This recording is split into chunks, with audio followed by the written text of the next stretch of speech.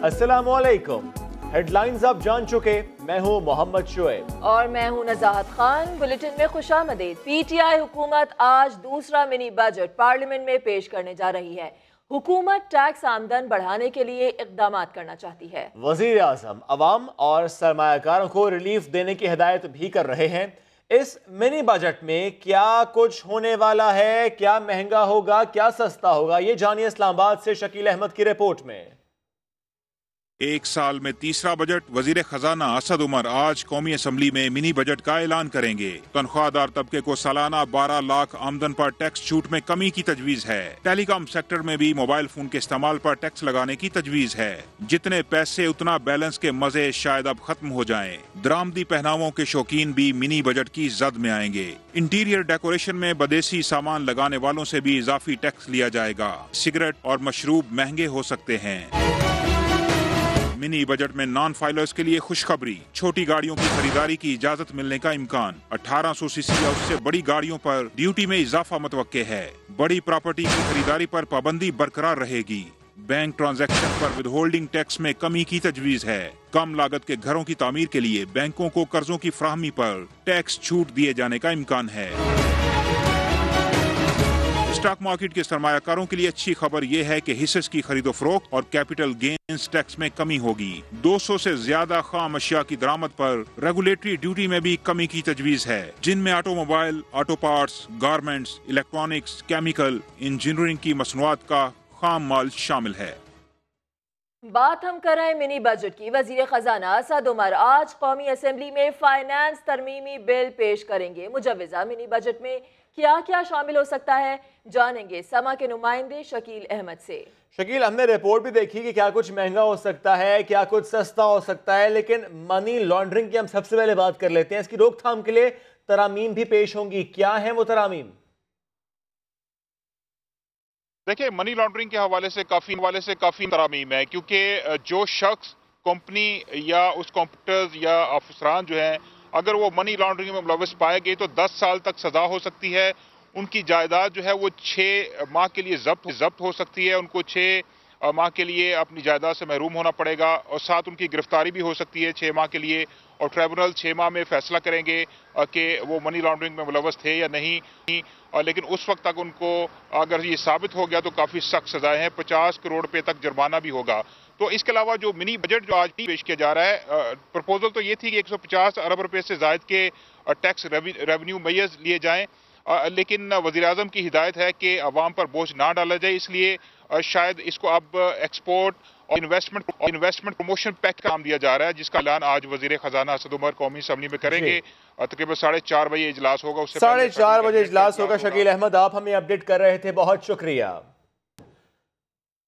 तब्दीली सरकार के 5 माह में महंगाई मजीद बढ़ गई। 35,000 या जायद कमाने वालों के लिए महंगाई की शरह 10.28% तक पहुंच गई। घी, चीनी, दालें और गैस समेत सब महंगा हो गया। तफसील जानेंगे साथी एंकर फवाद जैदी से। गरीब आदमी के लिए मजीद महंगाई की खबर है। बेचारे की आमदन तो ना बढ़ सकी, उल्टा महंगाई जरूर बढ़ गई है। 35,000 या जायद कमाने वालों के लिए महंगाई 4 साल की बुलंद तरीन सतह 10% पर पहुंच चुकी है। 2.5 किलो कुकिंग ऑयल 33 रुपए महंगा हुआ, कीमत 513 रुपए हो गई है। घी का 2.5 किलो का पैकेट 18 रुपए महंगा हुआ, कीमत 492 तक पहुंच चुकी है। चीनी 55 रुपए फी किलो से बढ़कर 60 रुपए तक पहुंच गई है जनाब। और इसी तरह 200 ग्राम चाय के पैकेट की कीमत में 16 रुपए का हुआ है इजाफा। अंडे 23 रुपए फी दर्जन महंगे होकर 120 तक पहुंच चुके हैं। लहसुन 5 माह में 50 रुपए का महंगा हुआ और फी किलो कीमत 175 रुपए हो गई है। सुई गैस की कीमतों में भी इजाफा हुआ है।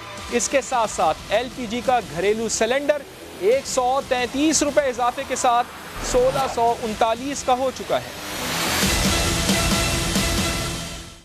तब्दीली सरकार आज मिनी बजट पेश करने जा रही है। अरकान पार्लियामेंट को मिनी बजट से क्या तवक्कुआत या खदशात हैं, बताएंगे इस्लामाबाद से नूरुल अमीन दानिश। अवाम पहले ही महंगाई से परेशान है। मिनी बजट के अवाम की जिंदगी पर क्या असरात होंगे, पूछते हैं अरकान पार्लियामेंट से। गवर्नमेंट के पास रेवेन्यू नहीं है, पैसा नहीं है, तो पैसा जो है हम मालदारों से लेंगे। ये बजट ले भी है, फिर भी इनसे ये कंट्रोल नहीं हो सकेगा अकीदे, यानी कि बस कर होगी नहीं अकीदे। बजट से तो हमेशा शिकवे ही की जबान में गुफ्तगू होती है, सारे मुल्क की निगाहें लगी हुई है इस मिनी बजट की तरफ। अगर आम आदमी को फायदा नहीं पहुंचा तो फिर कोई फायदा ही नहीं है ही आम आदमी के लिए। इस टाइम पर ऑलरेडी जो महंगाई है, फिर एक बजट लेके आना ये हमारी समझ से तो बाहर है। मिनी बजट कभी भी अच्छा समर आवाम के लिए नहीं लाता। हाँ, एक चीज लाता है, वो है महंगाई ज्यादा। बड़े बड़े वादे हवा में घोड़े डे ड्रीमिंग करके तो जब अमली तौर पे होता है तो कुछ नहीं कर सकते। अपोजिशन वालों को खदशा है कि मिनी बजट से आम आदमी की हालत मजीद खराब होगी, जबकि हुकूमत का इसरार कि इससे आम आदमी को रिलीफ मिलेगा। कैमरामैन जमशेद खान के साथ नूरुल अमीन दानिश, समा, पार्लियामेंट हाउस, इस्लामाबाद। माहिर इल्मुल आदात कनान चौधरी ने मिनी बजट को आवाम के लिए अच्छा करार दे दिया। ये भी बताया कि दिसंबर तक पाकिस्तानी मईशत उरूज पर होगी। इस बजट से आगे अगर मैं देखता हूँ आज की कैलकुलेशन को, तो मार्च 2019 से ऑनवर्ड मईशत बेहतर होती हुई नज़र आ रही है, जो कि दिसंबर 2019 में बेहतरीन तरीके से मजबूत होगी और रुपए की वैल्यू मुसलसल बढ़ने की तरफ जाएगी। आज चूँकि असद उमर साहब का लकी डे भी है, उनको फेवर कर रहा है, पाकिस्तान को भी फेवर कर रहा है, तो एक ऐसे बजट की उम्मीद कर रहा हूँ मैं न्यूमरोलॉजिकली देखते हुए, जो पाकिस्तानी अवाम के साथ साथ पाकिस्तान के लिए भी पॉजिटिव चीज़ें लेके आ रहा है। मिनी बजट बेहतरी लाएगा। कराची स्टॉक मार्केट में सरमायाकार कहते हैं इंडेक्स 50,000 की हद अबूर कर सकता है। कैपिटल गेन के हवाले से और जो चीज़ें हमें मिल रही है, इससे मुझे लगता है कि मार्केट में और भी ज़्यादा इंशाल्लाह आगे अच्छी रैली नज़र आएगी। आज भी 200 प्लस है मार्केट, तो बजट को मार्केट बड़ा पॉजिटिव ले रही है। 42,000 तक इंडेक्स क्रॉस कर सकता है और उम्मीद तो ये नज़र आ रही है कि बेहतर ही आवाम के लिए भी होगा, स्टॉक के लिए भी होगा और बिजनेसमैन के लिए भी अच्छा ही पैकेज होगा। अच्छी पॉलिसी मार्केट में एक्सपेक्ट कर रहे हैं और लास्ट 1 वीक से इसी वजह से मार्केट में तेज़ी आई है और मार्केट में बड़ी कुशन है, बड़ी जान है। 50,000 से अबव पॉइंट्स जा सकते हैं। सऊदी अरब के बाद मुत्तहिदा अरब इमारात ने भी पाकिस्तान से इमदाद के वादे पर अमल कर दिखाया। $3 अरब कर्ज का मुआहिदा तहरीरी शक्ल में आ गया। पहली किस्त में $1 अरब फौरी मिल जाएंगे। शकील अहमद की रिपोर्ट देखिए। पाकिस्तान में मुआशी अदम इस्तेहकाम का खात्मा करीब, ज़र मुबादला के ज़खायर और बैरूनी अदायगियों की सूरत हाल में बेहतरी के आसार साफ नजर आने लगे। मुत्तहिदा अरब अमारात ने पाकिस्तान को $3 अरब कर्ज देने का तहरीरी मुआहिदा कर लिया। $1 अरब की पहली किस्त इसी हफ्ते मिल जाएगी। मुआहिदे के मुताबिक UAE पाकिस्तान को ये रकम 3 किस्तों में देगा। सऊदी अरब से पाकिस्तान को $1 अरब की तीसरी किस्त भी रवां हफ्ते मिलने का इम्कान है। मुआशी पैकेज के तहत पाकिस्तान को 2 किस्तों में $2 अरब मौसूल हो चुके हैं। सऊदी अरब से मौखर अदायगी पर तेल की फ्राहमी भी 1 फरवरी से शुरू होने का इम्कान है। वजीर आजम ने ओवरसीज पाकिस्तानियों को हीरो और मुल्की दौलत लूटने वालों को विलन करार दे दिया। कतर में खिताब करते हुए कहा कि 5 माह में हुकूमत का करप्शन का कोई एक स्कैंडल भी सामने नहीं आया। ये भी कहते हैं कि दबाव में खेलना आता है, कौम जरा हौसला रखे, मुश्किल से निकाल कर दिखाएंगे। मजीद क्या कहना था आपको सुनवाएंगे। इलेक्शन के बाद जो पहला जलसा है वो अपने ओवरसीज कतर के पाकिस्तानियों के सामने है। शाह महमूद मुझे कह रहे थे ऑपोजिशन में ज्यादा मजा था, वहां जलसे जुलूस करते थे, जब से हुकूमत में आए हैं कमरों में बंद हो गए हैं। आप हैं पाकिस्तान के हीरो, पाकिस्तान के विलन वो हैं जो हमारे मुल्क से पैसा चोरी करके मुल्क से वो पैसा बाहर भेजते हैं। उन लोगों के खिलाफ मेरी जंग है। मैं जब बैटिंग करने गया हूं तो 20 रन पे 4 आउट हुए थे। प्रेशर में खेलना मुझे आता है। आहिस्ता आहिस्ता हमारी पार्टनरशिप लगनी शुरू हो गई है। मियादाद और इमरान खान खड़े हो गए हैं विकेट पे। आप बेफिक्र हो जाएं। मुश्किल जो वक्त है इससे निकालेंगे। इंशाल्लाह वो दिन आएगा जो आपको अपने मुल्क से बाहर नौकरियां ढूंढने नहीं जाना पड़ेगा। ये पहली गवर्नमेंट आई है, 5 महीने हो गए हैं, एक भी करप्शन की स्कैंडल अभी तक नहीं निकली और इंशाल्लाह नहीं निकलेगी आगे भी। आप जब भी हरा पासपोर्ट लेके दुनिया में निकलेंगे इंशाल्लाह आपकी इज्जत होगी। कुछ ही देर में आपको बताएंगे डॉलर गर्ल के सितारे गर्दिश में। Sindh mega money laundering case में आसिफ अली जरदारी, फरियाल तालपुर और दीगर की अबूरी जमानत में 14 फरवरी तक तौसी कर दी गई, जबकि अनवर और एजी मजीद की दरख्वास्त की जमानत 6 फरवरी को होगी। इरफानुल हक की रिपोर्ट देखिए। कराची की बैंकिंग कोर्ट में Sindh mega money laundering case की समाअत। साबिक सदर आसिफ अली जरदारी कुछ ताखीर से पहुंचे। ओमनी ग्रुप के चेयरमैन अनवर मजीद को पेश नहीं किया गया। अदालत ने इस्तफसार किया केस में सुप्रीम कोर्ट के फैसले में क्या अहकामात हैं। अनवर मजीद के वकील ने कहा बैंकिंग कोर्ट कार्रवाई कर सकती है। सुप्रीम कोर्ट के हतमी हुक्म में कार्रवाई रोकने की कोई हिदायत नहीं। FIA प्रोसिक्यूटर बोले फैसले की तस्दीक शुदा कॉपी आ जाए फिर आप कार्रवाई करें। फिलहाल दरख्वास्त जमानत पर दलाइल नहीं दे सकते। केस नैप को मुंतकिल हो रहा है। अदालत ने FIA से आइंदा समाअत पर रिकॉर्ड तलब कर लिया। अनवर मजीद और AG मजीद की जमानत की दरख्वास्त की समाअत 6 फरवरी को होगी। अदालत ने AG मजीद को मेडिकल सहूलियात फराम करने का हुक्म दे दिया, जबकि आसिफ जरदारी, फरियाल तालपुर और दीगर की अबूरी जमानत में 14 फरवरी तक तौसी कर दी। गुज़िश्ता समातों की तरह जियाले आज भी बैंकिंग कोर्ट पहुंच गए, नारेबाजी करते रहे। समाअत के बाद एक जियाले ने आसिफ जरदारी को अजरक पहनाने की कोशिश की तो साबिक सदर ने इसे झाड़ दिया। इरफानुल हक, समा, कराची।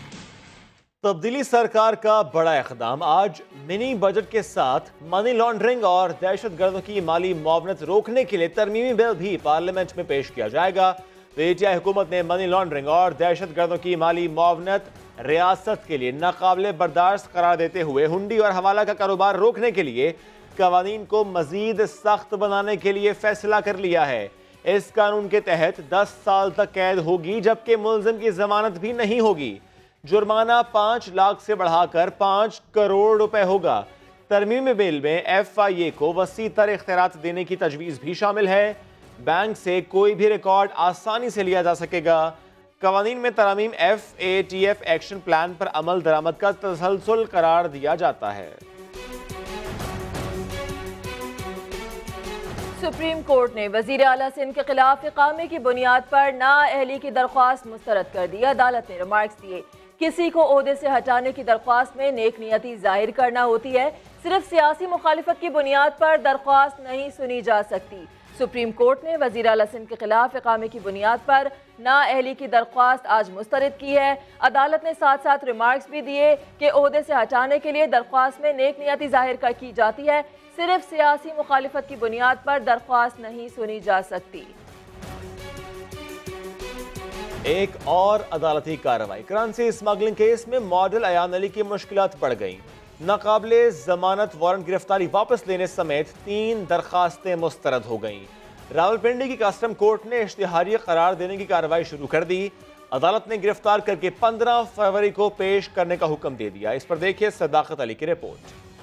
डॉलर गर्ल अयान अली के सितारे गर्दिश में करेंसी स्मगलिंग केस गले पड़ गया। रावलपिंडी की कस्टम अदालत ने इश्तिहारात में जलवे दिखाने वाली मॉडल को इश्तिहारी करार देने की कार्रवाई का आगाज कर दिया।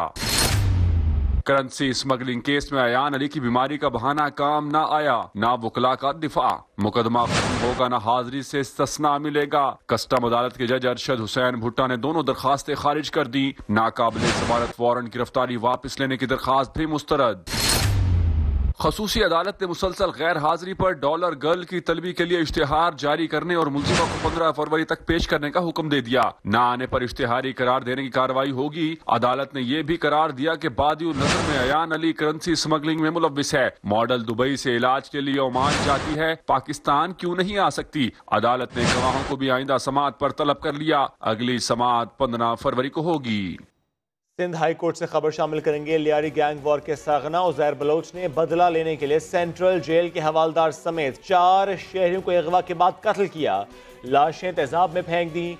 महकमे दाखिला और पुलिस ने रिपोर्ट सिंध हाई कोर्ट में पेश कर दी है। अहम खबर आपको दे रहे हैं। 2011 का ये वाकया है जिसमें बदला लेने के लिए कत्ल किया गया। लाशें तेजाब में फेंकी। रिपोर्ट में ऐसा लिखा गया है। पुलिस के मुताबिक चारों अफराद को कत्ल करने वाले खुद भी अब मारे जा चुके हैं। अदालत ने पुलिस रिपोर्ट गैर तसल्ली बख्श करार दे दी है। बात करेंगे इरफानुल हक से। इरफान, मजीद कार्रवाई से मुताल्लिक आगाह कीजिएगा। शोएब, आप सवाल दोहराइए।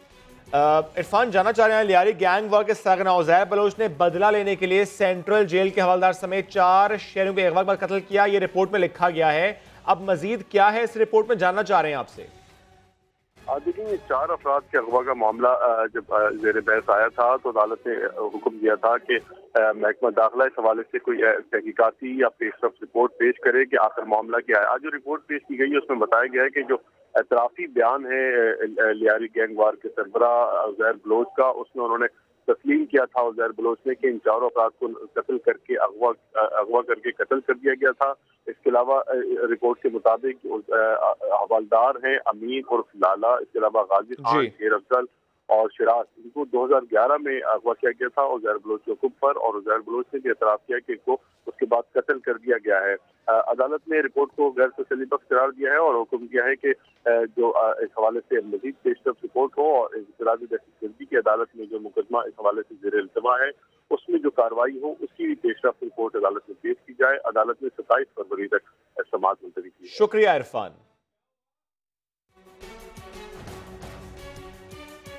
सुप्रीम कोर्ट में कानून की तालिबा खतीजा सिद्दीकी पर कातिलाना हमला केस की समाअत हुई।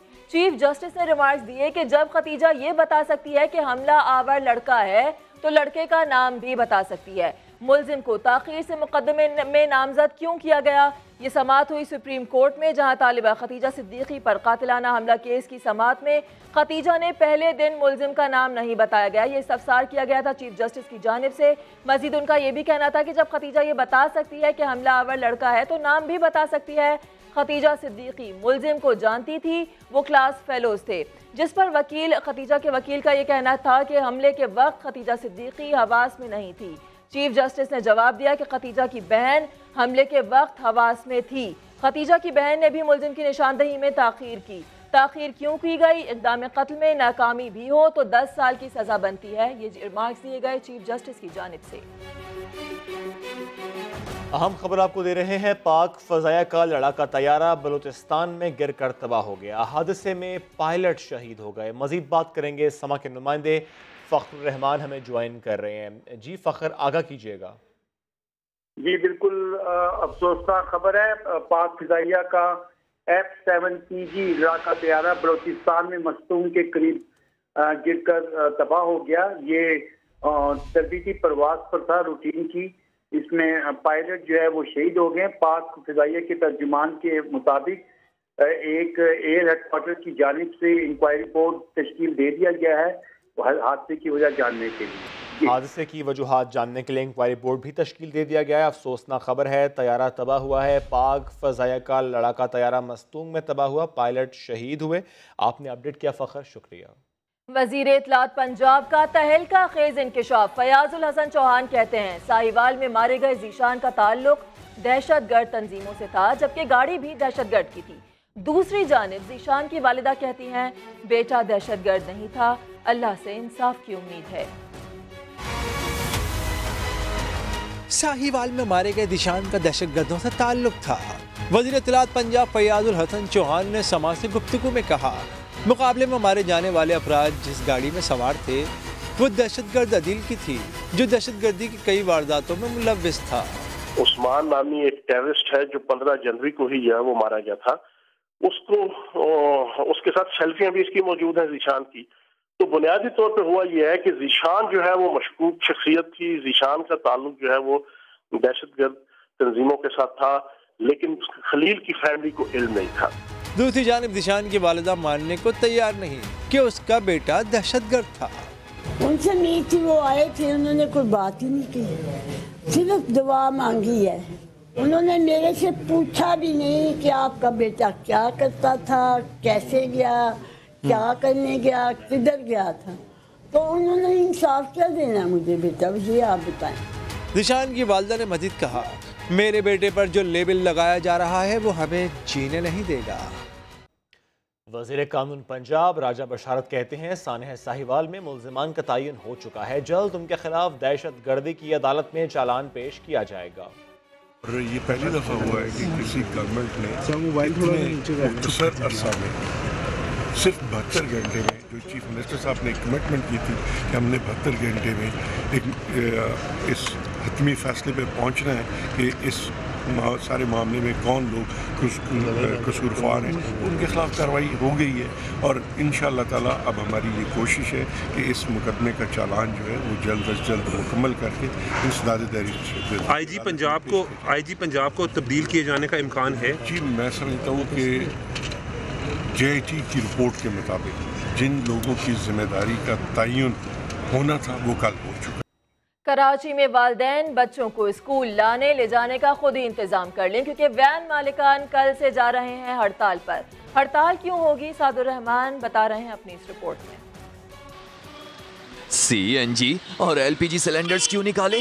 कराची में वैन मालिकान को गुस्सा आ गया, कल से गैर मुय्यना मुद्दत के लिए हड़ताल का ऐलान कर दिया। हमारे जो सिलेंडर हैं वो हमें वापस किए जाएं तो हमारी कोई हड़ताल नहीं है। गैस सिलेंडर तो हर गाड़ी में लगे हुए, को हमारी गाड़ी में नहीं है, पूरे पाकिस्तान में चल रहे हैं। CNG पेट्रोल दोनों गाड़ियों में हो तो बेहतर है, जब सब हड़ताल करेंगे तो हम लोग भी हड़ताल ही करेंगे। वालिदैन भी परेशान हैं, दफ्तर जाएं या बच्चों को स्कूल छोड़ें। बच्चों को अपने सरप्राइज देंगे, खुद ही ड्रॉप करें, इनके ज़्यादा नखरे ना उठाएं तो ज़्यादा बेहतर है। एक की परेशानी नहीं है ये वालिदैन की अलग परेशानी है, बच्चों की अलग परेशानी है, और ड्राइवर वैन वालों की अलग परेशानी है, उनके घर वालों की अलग परेशानी है। जाहिर बात है बच्चे तो बहुत परेशान हो जाएंगे आने जाने के लिए। ज़्यादातर जो है 80% जो बच्चे हैं सब वैनों में आते जाते हैं। कोरंगी में मदरसे की वैन में आतिशज़दगी के वाक़ये के बाद इंतजामिया ने एक्शन दिखाकर कई वैन से LPG और CNG सिलेंडर्स निकालकर जब्त कर रखे हैं। वैन मालिकान को खुद तो होश ना आया, इंतजामिया ने जब एक्शन दिखाया तो हड़ताल का ऐलान कर दिया। मुतालिबा किया है कि सिलेंडर्स वापस किए जाएं। कैमरामैन कामरानुद्दीन के साथ सादुर रहमान, समा, कराची। कराची में स्कूल वैन्स में सिलेंडर के इस्तेमाल के खिलाफ ट्रैफिक पुलिस का एक्शन जारी है। 8 जनवरी से शुरू मुहिम में अब तक 110 वैन्स और 172 सिलेंडर्स को जब्त कर दिया गया है। बात करेंगे समा के नुमाइंदे सऊद बिन मुर्तजा से। सऊद, लाइन ऑफ एक्शन क्या है, तरीक़ेकार क्या है ये जब्त करने का, सिलेंडर्स को उतारने का? जी बिल्कुल, औरंगी टाउन में एक वाकया गुज़िश्ता दिनों पेश आया था। वैन में, स्कूल वैन में आग लग गई थी, जिसके बाद ट्रैफिक पुलिस मुतहरिक हुई थी। शहर भर में क्रैकडाउन शुरू किया गया था। 8 जनवरी से शुरू होने वाले क्रैकडाउन में अब तक 18 जनवरी तक सिर्फ 172 स्कूल की वैन के जो सिलेंडर थे वो निकाल कर जब्त किए गए थे, जबकि 230 ऐसी ड्राइवर थे जिनके चालान भी किए गए थे। जबकि इसी क्रैकडाउन के दौरान 110 गाड़ियां जो स्कूल वैन थी वायलेशन और खिलाफ वर्जी के खिलाफ की वजह से उनकी गाड़ियां भी जब्त कर ली गई थी। ट्रैफिक पुलिस का कहना है ये ऑपरेशन इसी तरह जो है मरहलावार चलता रहेगा। साउथ सिर्फ स्कूल वैन्स के खिलाफ ऑपरेशन है ये? जी बिल्कुल, देखिए मुख्तलिफ जो वायलेशन ट्रैफिक की पुलिस की हुकाम का कहना जो की गई थी उसी पर ये कार्रवाई की गई थी। न सिर्फ स्कूल वैन बल्कि दीगर जो गाड़ियां थी उनको भी इस क्रैकडाउन के दौरान जो है पकड़ा गया था, उनके भी चालान किए गए थे और जब्त भी की गई थी मुतअद्दिद गाड़ियां। सऊद बिन मुर्तजा, आपने अपडेट किया, शुक्रिया। कराची में गैर कानूनी जगहों पर मौजूद पुलिस स्टेशन को रेगुलर जगह मुंतकिल करने का फैसला किया गया है। अमन व अमान के इजलास में वजीर आला ने अहलकार की कहानी भी सुनाई। समा के नुमाइंदे संजय साधवानी हमें ज्वाइन कर रहे हैं। संजय, वजीर आला सिंध की सदारत में अमन व अमान का ये इजलास हुआ है, क्या बताएंगे आप? जी बिल्कुल, वजीर आला सिंध की सदारत में ये इजलास हुआ जिसमें तमाम IG, DIG समेत जो है वो आला अफसरान ने शिरकत की। वज़ीर आला सिंध जो गुज़िश्ता रोज वाक़या हुआ कार पर फायरिंग का, जिस पर बरम भी हुए, कहा कि हमने टारगेट किलिंग को जो है मुकम्मल खत्म किया था, हमारा फोकस था, मगर ये कंट्रोल क्यों नहीं हो रहा, मुझे इसकी तमाम तफसीलात जो है वो बताई जाए। इजलास में फैसला हुआ कि जो फैंसी नंबर प्लेट और सरकारी गाड़ियों का गैर कानूनी इस्तेमाल के खिलाफ जो है वो क्रैक डाउन किया जाएगा। और पुलिस ने वज़ीर आला सिंध का कहना था कि हम किसी किस्म की मदाखलत नहीं कर रहे, तो ये कार्रवाइयाँ जो है वो कराची में क्यों नहीं ऐसी रुक गई, जो जिस तरह अगवा बराए तावान, इसके अलावा टारगेट किलिंग के वाक़या दोबारा क्यों हो रहे हैं। और साथ ही साथ वज़ीर आला सिंध का संजय, मुख्तलिफ उमूर पर गौर किया गया इस इजलास में, आप अपडेट कर रहे थे, बहुत शुक्रिया आपका।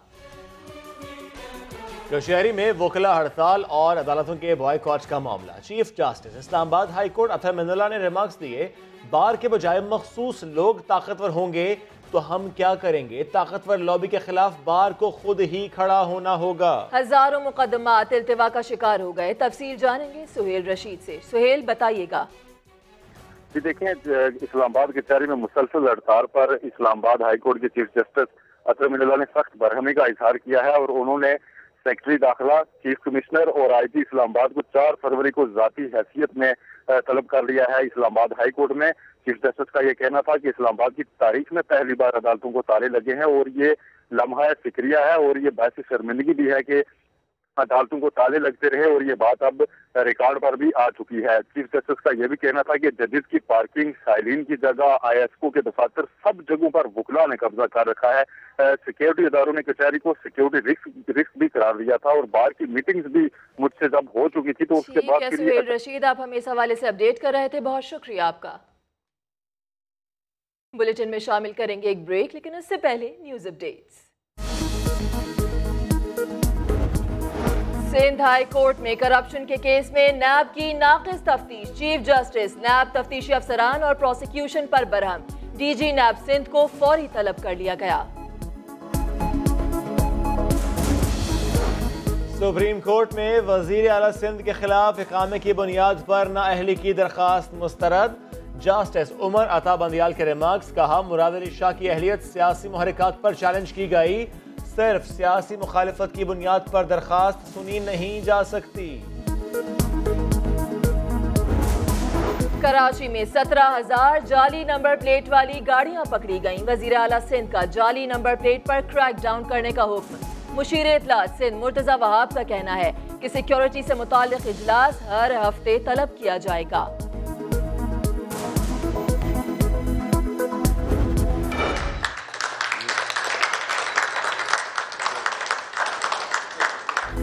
और जर्मन काउंसिल जनरल का पाकिस्तान स्टॉक एक्सचेंज का दौरा, रिवायती घंटा बजाकर कारोबार का आगाज कर दिया।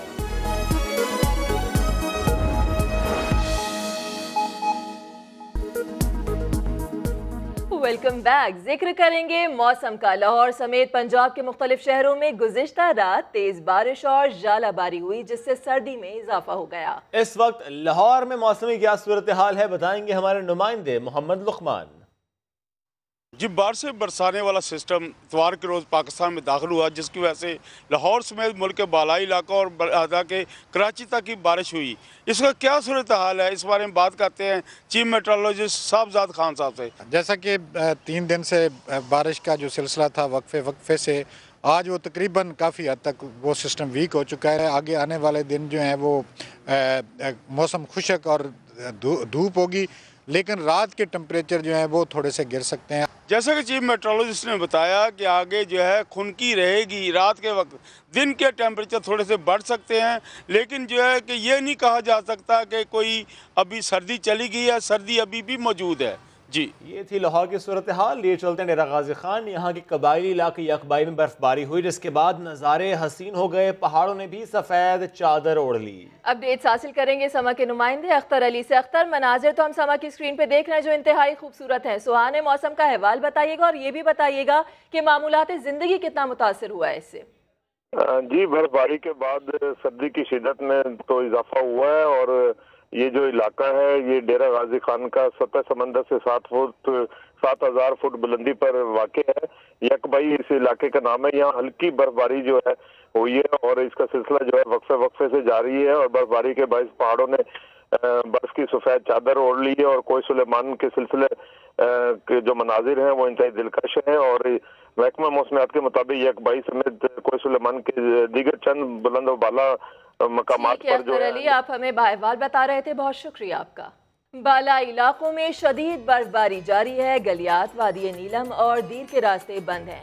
ड्राइवर्स के लिए गाड़ियां चलाना इम्तिहान बन गया है। यानी मौसम सिर्फ राहत नहीं लाया, आफत भी लाया है। कई घर ऐसे हैं जहां राशन खत्म हो गया। ये रिपोर्ट देखिए।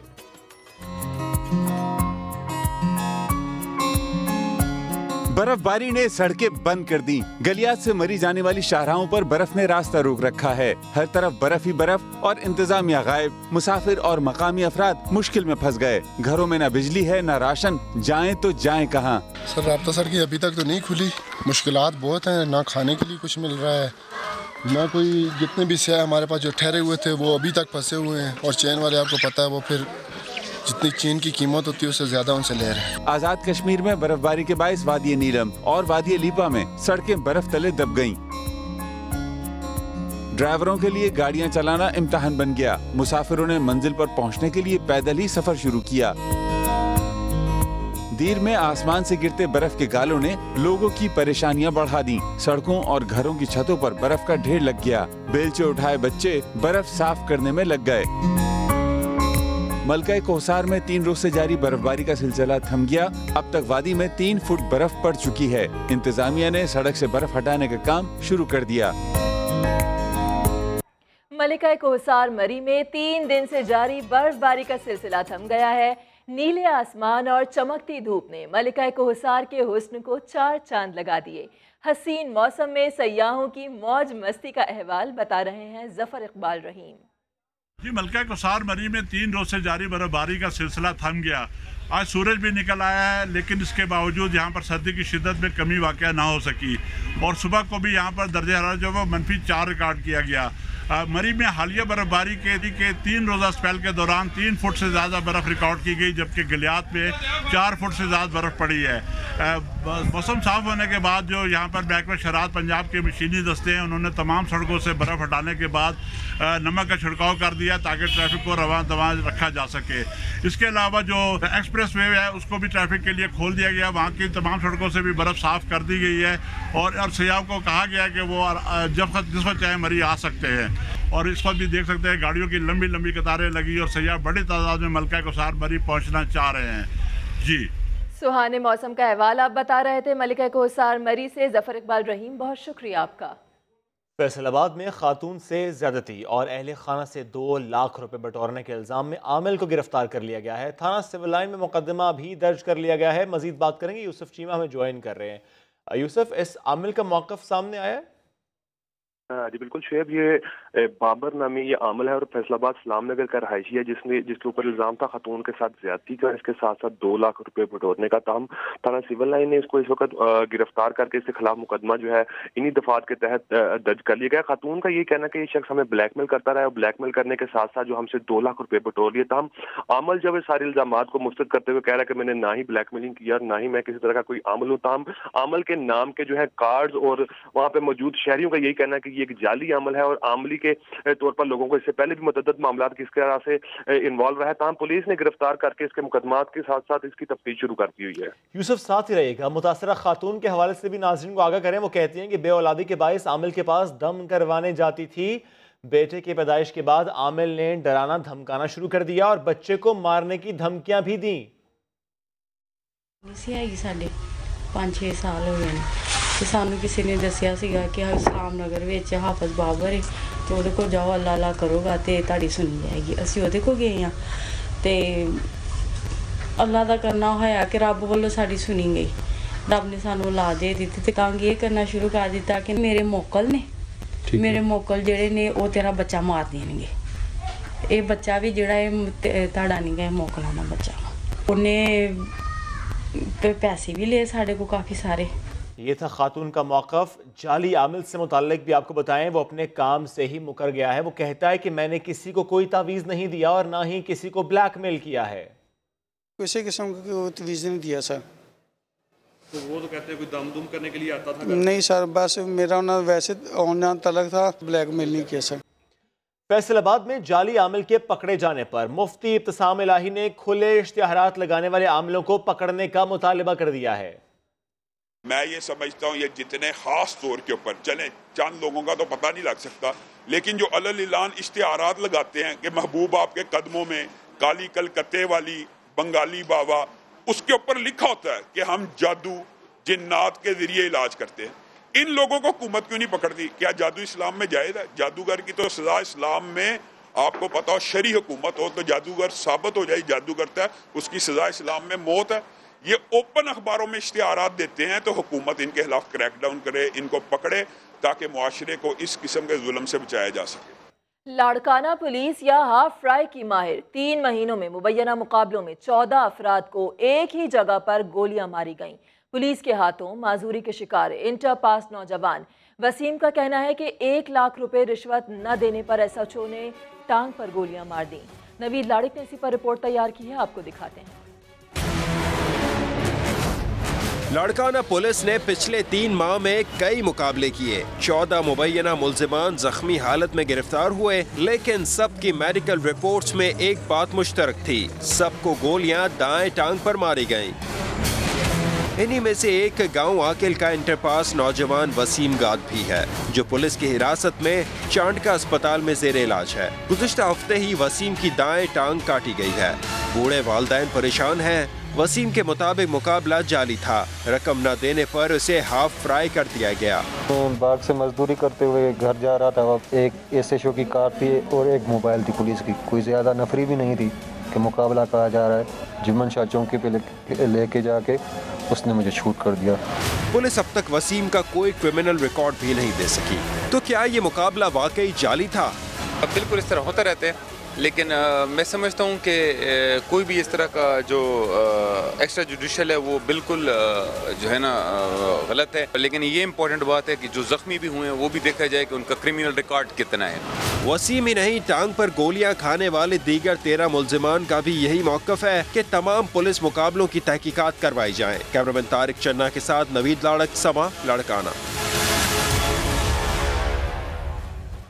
बात करते हैं रावलपिंडी में पेश आने वाले अफसोसनाक वाक़े की। ढोक राजगान में 70 साला बुजुर्ग का कातिल कोई और नहीं, उसका अपना बेटा निकला। सफाक बेटे ने बाप की लाश बोरी में बंद करके नाले में फेंक दी। मुल्जिम की निशानदेही पर आला कत्ल भी बरामद कर लिया गया। उमर आसिफ की रिपोर्ट। रावलपिंडी में बेटे का खून सफेद हो गया। ढोक राजगान के इलाके में कत्ल होने वाले 70 साला अल्लाह दिता का कातिल गिरफ्तार हो गया। कातिल कोई और नहीं, इसी का बेटा नासिर है, जिसने जायदाद के तनाजे पर टोके के पैदर पे वार करके अपने बाप को कत्ल किया। मुल्ज़म का नाम नासिर है। उसने अपने वालिद अल्लाह दिता के साथ उसका मकान का डिस्प्यूट था, तो टोके के जरिए उनको मर्डर करके तो जो पास ही नाला गुजरता है उसमें उनकी लाश बहा दी है 1 वीक पहले। तो वो मुल्ज़म हमने अरेस्ट कर लिया है। आला कत्ल टोका भी बरामद हो गया है। मकतूल के भाई और दूसरे बेटे का कहना है कि कातिल को इसके अंजाम तक पहुंचाया जाए। इन्होंने पता नहीं चाय पिलाई है या क्या पिलाया है, इन्होंने बेहोश कर दिया है। रेस्क्यू और पुलिस की जानिब से लाश की तलाश के लिए ऑपरेशन जारी है, मगर ताहाल कोई कामयाबी नहीं मिली। कैमरामैन जुल्फिकार अली के साथ उमर आसिफ, समा, रावलपिंडी। कोयटा के सब्जल रोड पर टूटे हुए बरसाती नाले और सड़क शहरियों के लिए बबाले जान बन गए। मोहम्मद आतिफ ने इसी पर रिपोर्ट तैयार की है, आपको दिखाते हैं। कोयटा के सब्जल रोड के मकीन बैक वक्त दोहरे मसाइल का शिकार हैं। इलाके से गुजरने वाला बरसाती नाला और सड़क कई माह से टूटे हुए हैं। मकीनों का कहना है कि खस्ता हाल बरसाती नाले और सड़क के सबब हर वक्त गंदा पानी खड़ा रहता है, ट्रैफिक जाम रहती है। खड्डों के बायस कई मरतबा गाड़ियों और रक्षों को हादसा पेश आ चुके हैं। लोग यहाँ से जो गुजरते हैं ना, तो कभी मोटरसाइकिल हमारे पंचर हो जाते हैं, कभी हम लोग के कपड़े खराब हो जाते हैं। इलाका मकीनों का कहना है कि बल्दियाती अमला बरसाती नालों की सफाई के लिए कई दिनों तक इलाके का रुख नहीं करता, ना ही शिकायत दर्ज करवाने के बावजूद सड़क तामीर की जा रही है। मुश्किलात ऐसे है जैसे पुल सलात से आप गुजर रहे हो, समझ गया। मरने के बाद लोग गुजरते हैं, हम लोग जिंदगी में गुजर रहे हैं। अभी ये यहाँ पे लोग खोले हुए हैं, अभी ये लोग फिर चले जाते हैं, इसी तरह पड़ा होते हैं, बंद नहीं करते हैं। इलाका मकीनों ने वाजे किया है कि अगर इनके मसाइल हल ना किए गए तो सख्त एहतजाज किया जाएगा। तहम इंतज़ामिया शहरियों की धमकी के बावजूद मसाइल हल करने के लिए अमली इक़दाम नहीं कर रही। कैमरामैन जफर बलोच के साथ मोहम्मद आतिफ, समा, कोयटा। खैबर पख्तूनख्वा ट्रैफिक पुलिस ने अपने ही अहकामात की धज्जियां उड़ा दी। इस्तिस्ना के बावजूद सिख नौजवान का हेलमेट न पहनने पर चालान कर दिया। साद बनवेज की रिपोर्ट देखिए। पेशावर में सिटी ट्रैफिक पुलिस एहलकार की फुर्तियां। सिख बरादरी से ताल्लुक रखने वाले नौजवान को हेलमेट न पहनने पर चालान थमा दिया। खैबर पख्तूनख्वा असेंबली में निशानदही के बाद सूबे की सिख बरादरी को हेलमेट से इस्तिस्ना मिला था, मगर इसके बावजूद मनमीत सिंह को डबगरी में चालान किया। आज सुबह डोगरी चौक पे मुझे ट्रैफिक एहलकार ने फाइन कर दिया और चाबी भी छीन ली, जबकि मेरे पास कागज़ और लाइसेंस दोनों मौजूद थे। और मेरे पूछने पे बार बार पूछने पे भी उसने नहीं बताया कि मुझे किस बिना पर फाइन कर रहे हो। मामला सोशल मीडिया पर आया तो पुलिस भी जाग गई। सिटी ट्रैफिक पुलिस ने सिख नौजवान को चालान पर माजरत भी कर ली। सात दिन अवैध समा पेशावर। बुलेटिन में फिलवक्त इतना ही। हर खबर के लिए विजिट कीजिए हमारी वेबसाइट sama.tv। इसके अलावा आप हमें फेसबुक और ट्विटर पर भी ज्वाइन कर सकते हैं। अभी लेंगे ब्रेक, दोबारा हाजिर होंगे हेडलाइंस के साथ। आप देखते रहिए समा।